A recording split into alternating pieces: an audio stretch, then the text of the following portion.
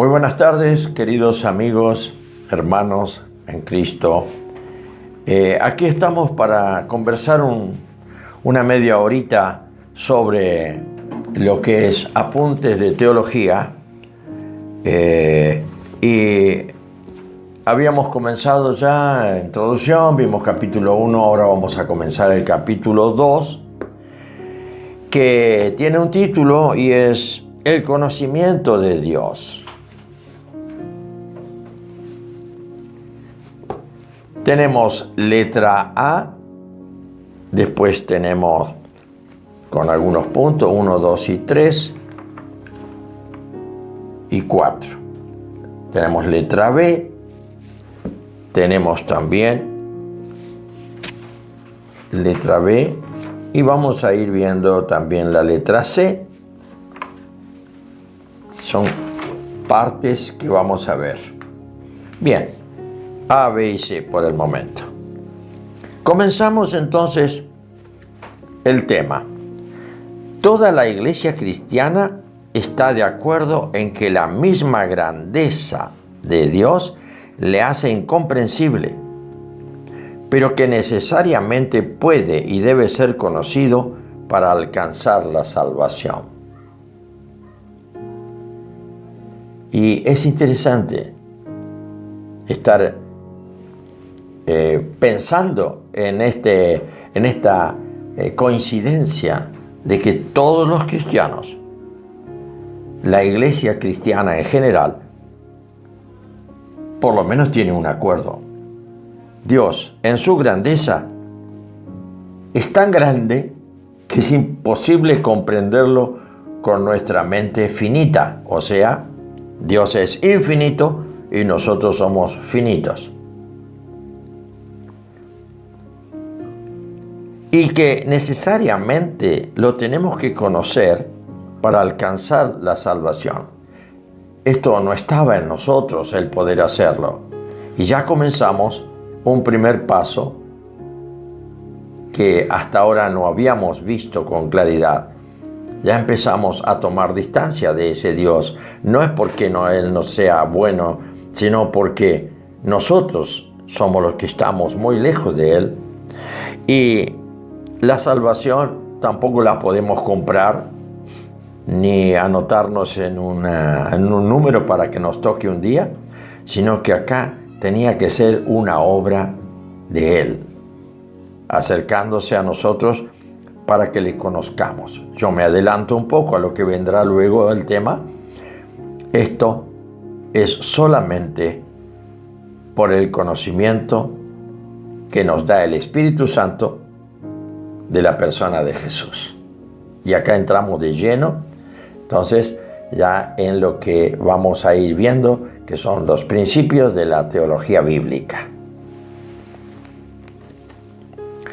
Uno de los muchos argumentos bíblicos para afirmar esta verdad lo sacaremos de la pregunta de Sofar, Job 11:7.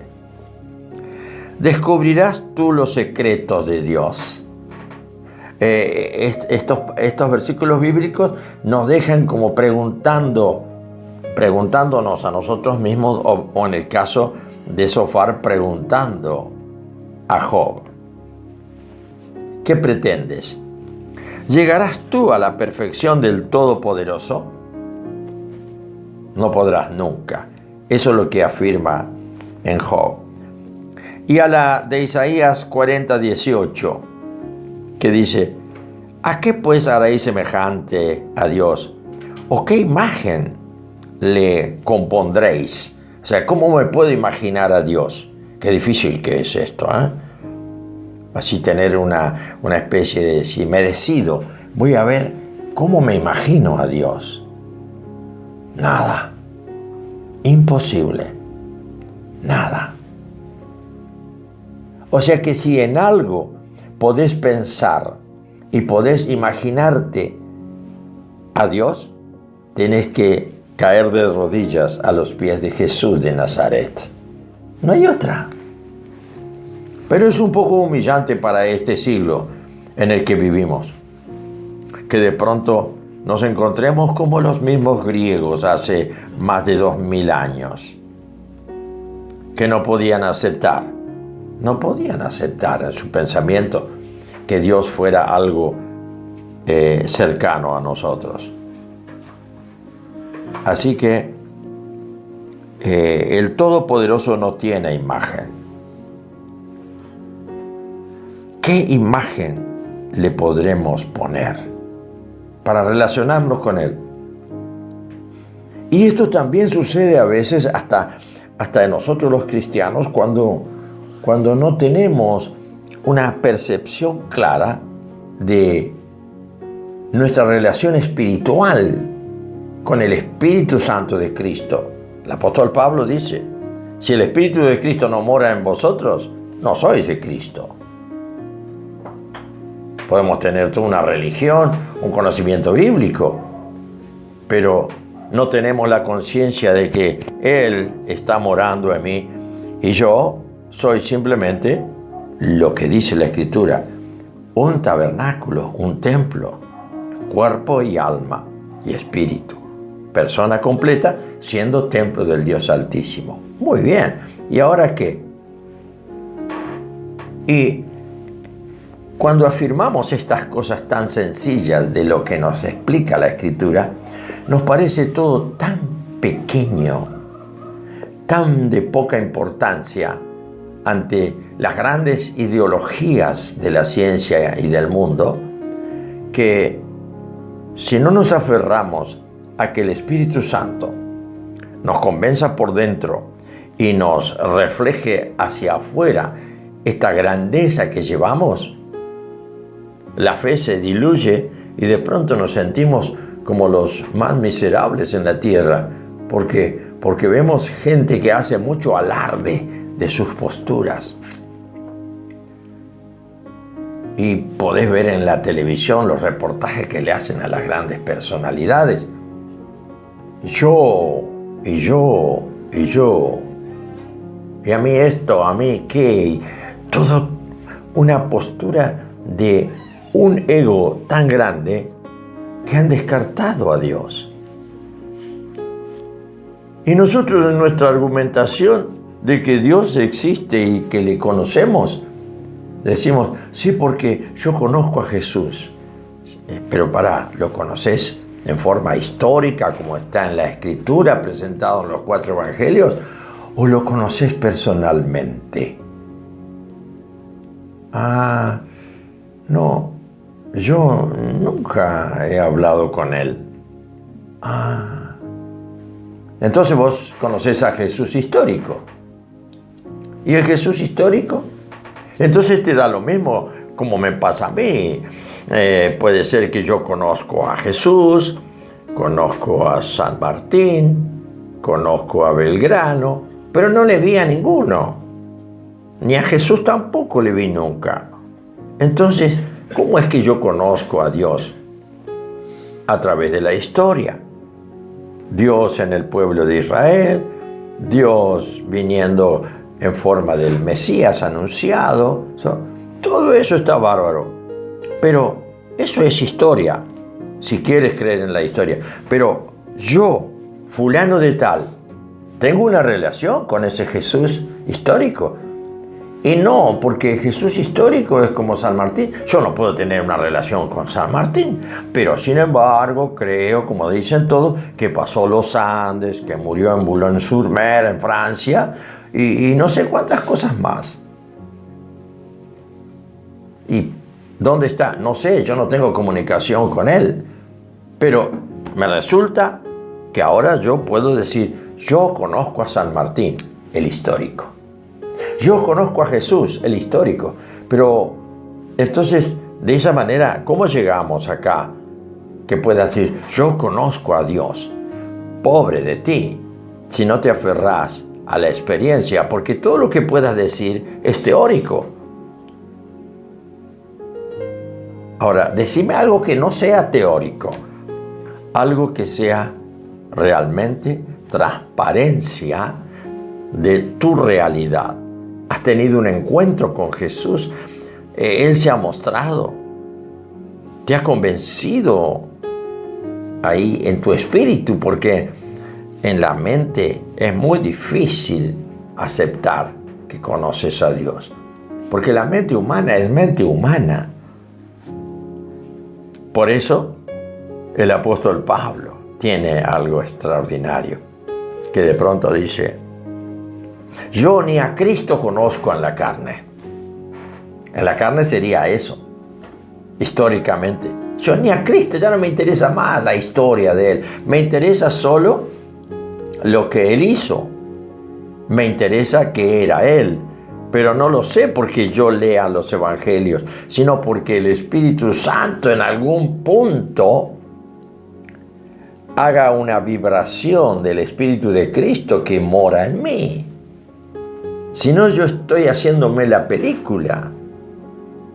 Y como cristiano, hablo del Señor, el Señor, el Señor, ¿sí? Yo me recuerdo cuando yo empecé a hablar del Señor, más de uno me preguntó: ¿por qué ustedes los evangélicos dicen Señor? Tanto el Señor, el Señor.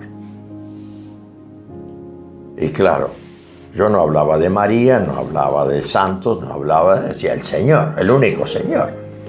El que se me reveló un día como alguien que me superó todos los puntos humanos y pude tener una relación con Él. Ahí se me vino abajo la religión y se frustró todo lo que era histórico. Y cuando busco en las Escrituras, no veo que tenga mi Biblia un valor de, no sé, de museo, un valor de 2000 años atrás. No, yo leo y me encuentro con Él. Y digo: esto lo dijo Él. Señor, tú lo dijiste a esto. Pero hablo con el presente, no con el que habló allá en el pasado. Una vez escuché, por ejemplo, que más de uno, no sé ahora qué dirá la ciencia de esto, pero las ondas sonoras no se pierden. Así que están investigando, creo, sobre esto. Nunca más leí nada al respecto, pero se está investigando. La ciencia no se detiene. ¿Por qué? Y porque van a encontrar seguramente la posibilidad de captar las ondas sonoras y distinguir a través del sonido a quién pertenecen, a qué personaje histórico pertenecen. Como que eso va a volver a captarse y volver a reproducirse. La voz de Jesús, por ejemplo, la voz de un filósofo, la voz de alguien del pasado. Me llamó la atención, pero dije: la ciencia se cree totalmente poderosa en este tiempo. ¿Y qué de las cosas que uno está viendo y que se están poniendo en la marcha, en la práctica todos los días? Así que no me extrañó y dije: bueno, algún día quizá pueda alcanzar a escuchar la voz de alguien que le escuché cuando estaba vivo. ¿Por qué? ¿Porque va a aparecer un fantasma del pasado? No, porque dicen que las ondas sonoras no se pierden en el espacio. Primer principio. De ahí en más está la ciencia que está investigando. Este es el tema del punto de partida del conocimiento de Dios para un cristiano. ¿Le conoces? ¿Quién es Dios? ¿Para vos quién es? ¿Para quién? ¿Dónde está? Si no tienes una conciencia clara y una experiencia clara de que sos un cuerpo escogido, una mente escogida y un espíritu totalmente revivido, nacido de nuevo. Si no tienes esa conciencia para pensar todo el día que esto es tu realidad, es muy probable que estés buscando a Dios de lejos a ver si le ves pasar. Y eso te lleva al semen religiones, a la semilla religiosa. Yo necesito a Dios en algún lado. Yo necesito que venga. ¿Dónde está? Porque en mi experiencia no lo tengo. Entonces, ¿qué hago? Hago todo lo que me dicen que hay que hacer. Voy al culto el domingo, voy a no sé, me arrodillo, me paro, me tiro, me bajo, me subo. Algo tengo que hacer porque quiero conocer a Dios. Errado el camino. El conocimiento de Dios es necesario para la salvación. Y la salvación es un regalo de Dios. Y muchos creen, pero no son salvos. Muchos creen y no son salvos. ¿Por qué? ¿Dónde está el versículo que me asevera esta afirmación mía? Porque los demonios creen y tiemblan, dice el apóstol. Esto es contundente. O sea que el conocimiento de Dios, y ya que estamos con el título del conocimiento de Dios, yo me estoy dando el lujo de no avanzar en el tema, porque me centré en este punto como punto de partida para que los principios teológicos me sirvan de mojones en una nueva etapa de la respuesta a Dios en mi vida. La respuesta a Dios en mi vida no está en ese Jehová de los judíos. No está en el Dios de Israel. Si yo no encuentro que Jesús es el que cumple las promesas de ese Dios y que todo lo que ese Dios habló a Israel y que está en la Biblia, en el Antiguo Testamento, no tiene la conexión al revés. Porque muchos movimientos y muchos predicadores acentúan demasiado el conocimiento o la predicación del Antiguo Testamento. Y yo no nací en el Antiguo Testamento. Por eso el gran riesgo de ser judaizante. Yo solo conocí a Dios porque me encontré un día con Jesucristo. ¿Qué encuentro has tenido? ¿Cómo vino? ¿Apareció ahí? No. Llegué a la conclusión de lo que dice el apóstol Pablo. Ya no le conozco más en la carne. Ahora le conozco en espíritu. O sea que mi espíritu es el que ahora se relaciona con él. En una forma de nivel. Las cosas espirituales se han de discernir espiritualmente. Y si tu mundo es carnal, y si tu mundo es constante arrepentimiento de tus pecados, ay, yo no mal peca. No, para un poquito. El que es nacido de Dios no practica el pecado. Afirmación de Juan, primera carta de Juan. El que es nacido de Dios no practica el pecado. Quiere decir que fuera ya de los pecados que te condenan, podés tener esas imperfecciones. Pero cada vez es menos participación en el pecado. Porque un hijo de Dios tiene la genética divina y no puede producir el pecado.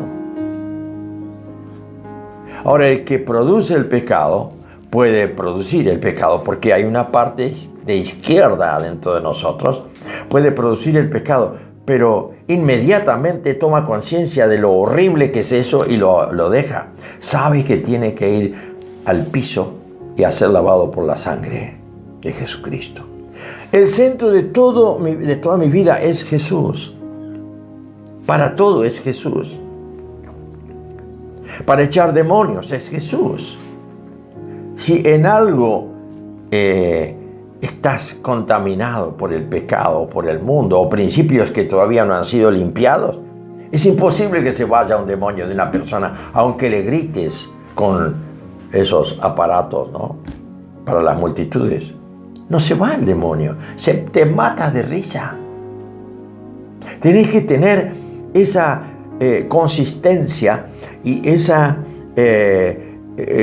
¿cómo podemos decir? Esa especie de impregnación de la persona de Cristo en vos, que no la estás diciendo constantemente, la llevas adentro. Es el dialogador más interesante dentro tuyo. No hablas con tu propia conciencia. La mayor parte de las personas hablan consigo mismo. Entonces piensan y disipadamente se van de un lado a otro. Su pensamiento, como digo siempre, es como la mosca. Y va y vuela como la mosca. No sabe, no tiene conciencia de dónde anda, nada. Y la mosca va a la torta, va al plato de comida, va al florero, y luego también va al inodoro. La mosca va a cualquier lado. Y si encuentra algo que está podrido, le agrada asentarse en lo podrido. El pecado. La mente es como la mosca.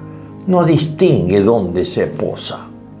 Pero el que tiene a Cristo sabe bien que lo tiene, lo representa, ha sido enviado para mostrarlo y representarlo.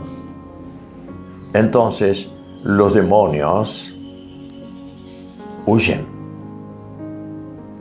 ¿Por qué? Porque encuentran una realidad en esta persona. No es un adherente. Porque dice, yo conozco a Dios. Como te lo estoy diciendo yo ahora. Yo conozco a Dios. Este Dios me produce lágrimas. Pero no de arrepentimiento, lágrimas de amor, lágrimas de gozo, lágrimas no sé de qué. Pero me hace llorar. Me lleva a lugares de emoción sublime. Ya se acabó el mundo con su rastrera manera de llevar las cosas. Se elimina. Pero esto es simplemente por el punto de partida. Yo sé, lo dijo el apóstol Pablo, está todo tan simétricamente armado por los versículos de la Escritura. El apóstol Pablo dice, yo sé en quién he creído. Yo sé. Pero muchos creyentes no saben en quién han creído. Por lo tanto, su fe es difusa. Su fe es pensada y vuela como una mosca y se posa en cualquier lugar sucio o limpio. En Ezequiel, creo que es 44, dice, pondré pastores que enseñen a mi pueblo a distinguir entre lo santo y lo profano. Entre lo que es el mundo, que los llevan dentro, y lo que es santo, que solo hay un lugar para los que practican la santidad, la postración. Pero no la postración del cuerpo, la postración del alma. De ese sentir que Él te llena y es suficiente. Vamos para adelante. Ahora, vamos para adelante, pero estás lleno de contrariedades y miedos y terribles torturas y adentro. Bueno, tenés un recurso. Le he pedido al Señor, dice el apóstol Pablo, que me libere de este dolor, de este sufrimiento. Pero me ha dicho, bástate mi gracia. ¿Ve? Él habla con aquel que conoce y ese que lleva a él adentro, le habla de adentro a su espíritu y lo sujeta y le dice, Saulo o Pablo, bástate, que te alcance, que está bajo mi gracia. Lo demás, déjalo correr. ¡Qué maravilla! Pero ¿cuántas veces nosotros lo leemos en la Biblia y lo dice el Señor, lo dice Dios, lo dice el Espíritu Santo, pero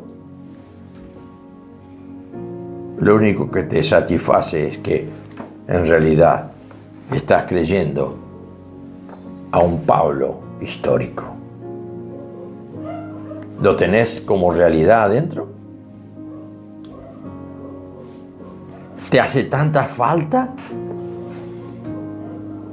el manejarte con el histórico? Sí, a mí me hace mucha falta. Porque con la edad que tengo pareciera que estoy perdiendo cada vez más la memoria. Entonces voy al texto, pero en el texto se me despierta que eso fue histórico, pero ya no me interesa. Porque sería darle importancia solamente a lo que es carne. La letra mata. Solo el Espíritu Santo que está en mí. El Espíritu Santo que está en mí me vivifica. Y eso tiene que ser una experiencia. No puedo yo poner, vamos a orar. Oh, Padre Celestial, vamos a orar. Señor. No, tiene que ser algo que te sale tan natural que sos vos mismo. Eso es conocer a Dios. La certeza de lo que se espera. La convicción de lo que no se ve. Y eso es porque la mente de Cristo que te regalaron cuando naciste de nuevo se ha desarrollado. Se está desarrollando. Si no, eso lo tenés en una bolsita, en una cajita. Una cajita que, bueno, vale mucho la mente de Cristo. La tengo en un cofre como el tesoro más grande, pero estás usando. Porque eso es para comer. La mente de Cristo es para que la comas y luego la digieras. Y después de digerida, la des como un fruto a quien sea tu entorno.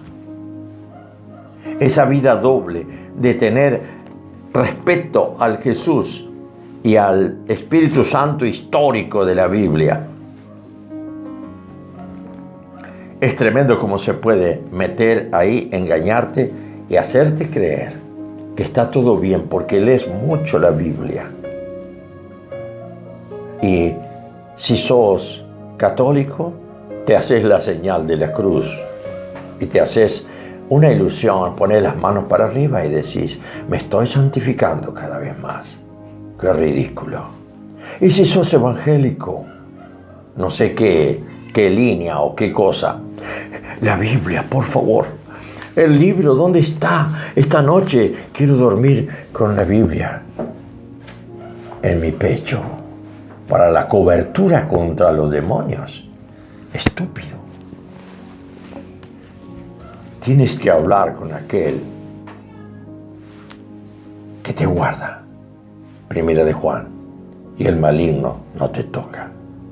¿Y te guarda desde dónde? ¿Desde afuera hacia adentro? No, te guarda de adentro hacia afuera. Porque en él, porque en vos brilla su gloria.